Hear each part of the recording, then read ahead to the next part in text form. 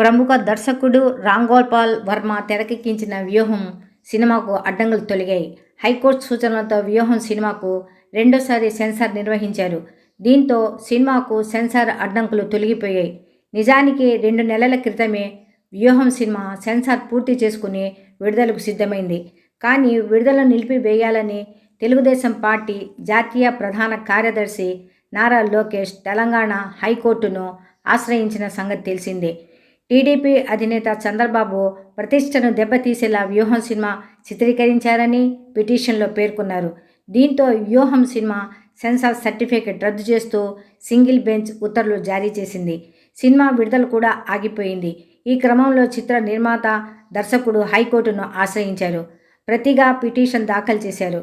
దీంతో మరోసారి చిత్రాన్ని పరిశీలించి సర్టిఫికేట్ జారీ చేయాలని సెన్సార్ బోర్డును కోర్టు ఆదేశించింది. కోర్టు ఆదేశాల మేరకు మరోసారి చిత్రాన్ని వీక్షించిన సెన్సార్ బోర్డు యూ సర్టిఫికేట్ జారీ చేసింది. దీంతో వ్యూహం సినిమా విడుదలకు అడ్డంకులు తొలగిపోయాయి.